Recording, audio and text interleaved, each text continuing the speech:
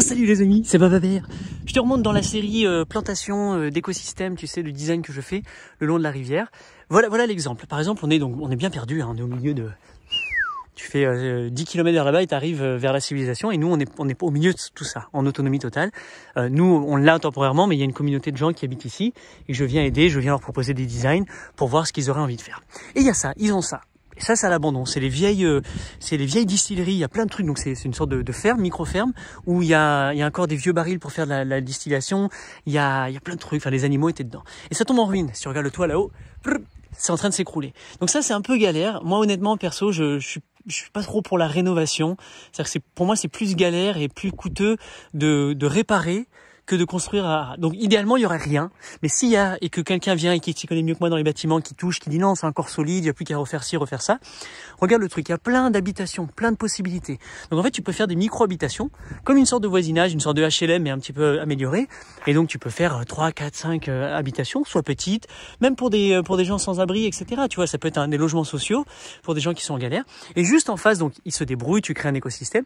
Et juste en face, ils ont là la rivière qui coule, et là tu as tout l'espace vivrier qu'on va pouvoir faire, toute la ceinture de production. Donc imaginons que ça, soit ce sont des gens qui habitent ici à l'année, soit ce sont les maraîchers, ce sont des personnes qui sont dédiées au maraîchage, qui viennent s'occuper de toute la plantation alimentaire pour la communauté là-bas, ou alors c'est juste une personne qui reprend tout le truc, et ça devient un centre de formation, et là tu as les logements, tu as les salles de cours, pour les gens qui veulent apprendre à planter, à faire pousser leur nourriture, etc. Et toute la nourriture est réinjectée ici, ou dans les habitations du village qui est juste à côté. Enfin, tu vois, il y a plein de systèmes qui peuvent être mis en place. Tout est là. Il suffit juste d'une personne qui me dise « Ouais, je kiffe le projet, je le prends en main. » Et effectivement, au début, il y a peut-être un billet à mettre. Mais le billet, il peut soit parce que tu fais des économies, soit parce que tu fais une demande de participation, soit parce que tu as un investisseur, soit parce que ça fait du sens. Tu fais de la pré-vente de formation, de ce que tu veux, tu prépares ou de la pré-location.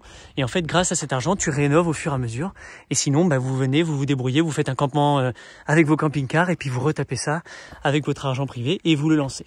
Enfin, en tout cas, c'est là. Tu vois, l'idée est là. C'est pour ça que peu importe ce qu'il y a, ce qui est déjà existant, on peut toujours le rembellir et l'opportunité est là, c'est devant les yeux. Il y a même un vieux citronnier là.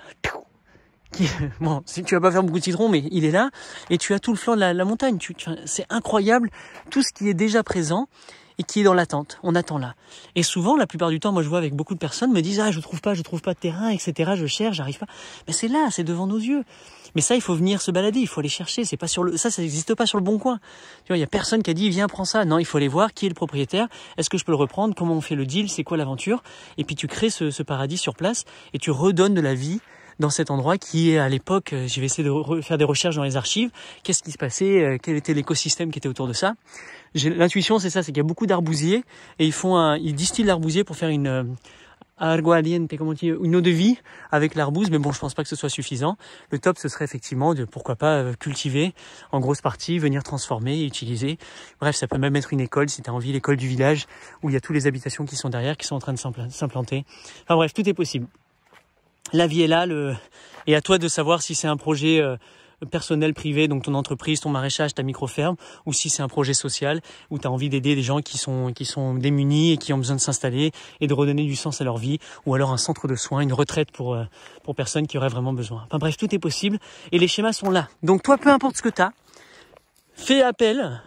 Demande-moi, moi je te donne des idées, je peux même t'aider à le mettre en place, on peut penser ensemble ton design, ça se réfléchit, ça se design, c'est ce qu'on est en train de faire avec eux, et pourquoi pas trouver la formule la plus optimisée, celle qui fait le plus de sens pour donner rapidement vie à ce projet et l'embellir, l'enrichir, et puis que ça fasse du sens et qu'il soit surtout autofinancé et que ça continue perpétuellement sans avoir à demander de l'aide tout le temps de l'extérieur, qu'on arrive nous-mêmes à générer notre propre abondance et qu'ensuite on puisse diffuser, toute cette beauté.